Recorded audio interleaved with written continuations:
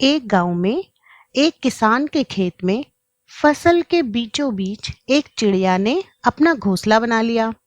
उसने घोंसले में 2 अंडे भी दिए। कुछ समय बाद अंडों में से 2 प्यारे से बच्चे बाहर निकल आए। चिड़िया रोज उनके लिए खाना तलाश करने जाती और शाम को लौटती।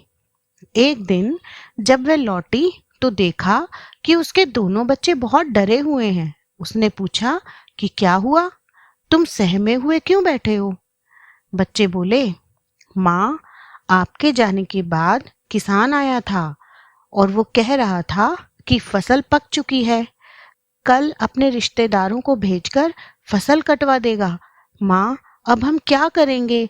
हमें तो उड़ना भी नहीं आता। चिड़िया बोली, तुम चिंता मत करो, कल कोई फसल काटने नहीं आएगा। जैसा चिड़िया ने कहा था वैसा ही हुआ। फसल काटने कोई भी नहीं आया। कुछ दिन बाद किसान फिर अपने खेत में आया और बोला, अरे, फसल अभी तक नहीं कटी। मैं कल अपने पड़ोसियों को भेजकर फसल कटवा दूंगा। चिड़िया के बच्चों ने अपनी माँ को सारी बात बताई।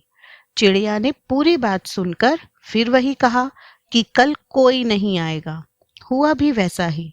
कुछ दिनों बाद किसान फिर आया और बोला, मैंने दूसरों के भरोसे बहुत समय गंवा दिया, पर अब मैं कल खुद आकर फसल काटूंगा। बच्चों ने शाम को माँ से कहा कि माँ, किसान फिर से आया था और फसल काटने की बात कह रहा था, लेकिन हमें पता है कि वो नहीं आएगा।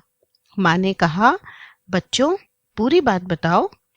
तब बच्चों ने चिड़िया को पूरी बात बताई। उनकी बात सुनकर चिड़िया बोली, बच्चों, हमें यह घोंसला छोड़ना होगा क्योंकि किसान कल जरूर आएगा। बच्चों ने कहा, माँ, किसान ने ऐसा पहले भी कई बार कहा है, लेकिन फसल काटने कोई नहीं आया। हमें लगता है कल भी कोई नहीं आएगा। माँ ने कहा, बच्चों, पहले किसान फसल काटने के लिए दूसरों पर निर्भर था। जब आप अपने काम के लिए औरों पर निर्भर करते हो तो काम कभी पूरा नहीं होता। लेकिन इस बार उसने खुद फसल काटने का निश्चय किया है, तो कल वह जरूर आएगा। उस समय तक चिड़िया के बच्चे उड़ने लायक भी हो गए थे, इसलिए अपनी माँ की बात सुनकर बच्चे माँ के साथ उड़ गए। उन्होंने किसी दूसरी जगह पर अपना घोंसला बना लिया। किसान ने भी अगले दिन खेत में आकर फसल काटना शुरू कर दिया।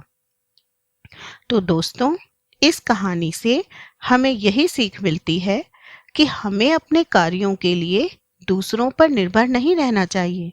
हमें आत्मनिर्भर बनना चाहिए, अपने कार्य स्वयं करने चाहिए और वास्तव में यही सफलता की कुंजी भी है। तो दोस्तों, आपको यह छोटी सी कहानी कैसी लगी? हमें कमेंट बॉक्स में ज़रूर बताएं।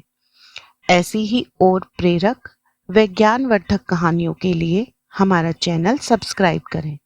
तो मिलते हैं अगली वीडियो में। तब तक के लिए धन्यवाद।